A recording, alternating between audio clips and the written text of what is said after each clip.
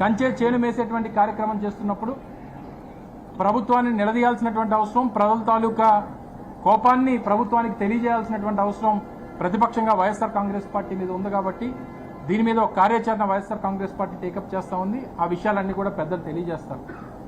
ఎట్టి పరిస్థితుల్లో దీనికి సంబంధించినటువంటి దాంట్లో రాజీ పడేటువంటి ప్రసక్తే లేదు.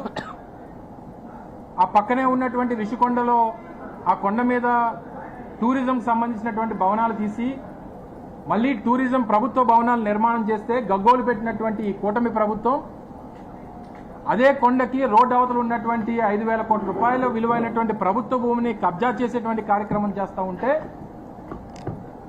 మాట్లాడకుండా నిమ్మక నీరెత్తినట్టు కూర్చొని ఏదో సచ్చీలులాగా ప్రవర్తిస్తున్నటువంటి తీరుని ప్రజలు ప్రశ్నిస్తూ ఉన్నారు. తప్పకుండా దీని మీద ల్యాండ్ గ్రాబింగ్ యాక్ట్ కింద ఈ స్థానిక ఎంపీ మీద కూడా కేసు పెట్టాలన్నటువంటిది కూడా వైఎస్ఆర్ కాంగ్రెస్ పార్టీ డిమాండ్ చేస్తూ ఉంది.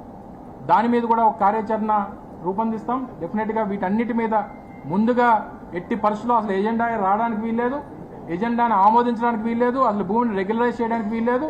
ఇప్పటికే ప్రభుత్వం కేటాయించినటువంటి భూములు కూడా వెనక్కి తీసుకునేటువంటి కార్యక్రమం కూడా చేయాలన్నటువంటిది వైఎస్ఆర్ కాంగ్రెస్ పార్టీ డిమాండ్ చేస్తూ ఉంది. లూలుకు సంబంధించి ఒక 1,500 ఎకరాలు ఇచ్చారు, 1,500 కోట్ల రూపాయలు విలువైనటువంటి భూములు. పక్క రాష్ట్రాల్లో ప్రభుత్వ భూముల్ని ఆక్షన్లో కొంటున్నటువంటి సంస్థలకి ఎందుకు ఆంధ్రప్రదేశ్లో మాత్రం రూపాయికి 10 రూపాయలకి ఇస్తున్నారు అనేటువంటి దాన్ని కూడా ప్రభుత్వం సమాధానం చెప్పాలి. చివరికి ఎంతవరకు వచ్చిందంటే వారి అనుయాయులతో పాటు చివరికి కుటుంబ సభ్యుల్లో ఉన్నటువంటి వ్యక్తులు కూడా భూములు ఇచ్చేటువంటి కార్యక్రమానికి ఈ ప్రభుత్వం ముందుకొచ్చింది. కాబట్టి వైఎస్ఆర్ కాంగ్రెస్ పార్టీ ప్రధాన ప్రతిపక్షంగా జగన్మోహన్ రెడ్డి గారి నాయకత్వంలో ఇది ఒక పెద్ద ఎత్తున ఒక కార్యాచరణ తీసుకుని ఉద్యమ రూపంలో దీని మీద పోరాటం చేస్తాం, ప్రజల పక్షాన్ని నిలబడతాం, ప్రభుత్వానికి భూమిని ఉండేటువంటి విధంగా పోరాటం చేస్తాం అనేటువంటి విషయాన్ని మరొకసారి ఈ సందర్భంగా తెలియజేస్తాం.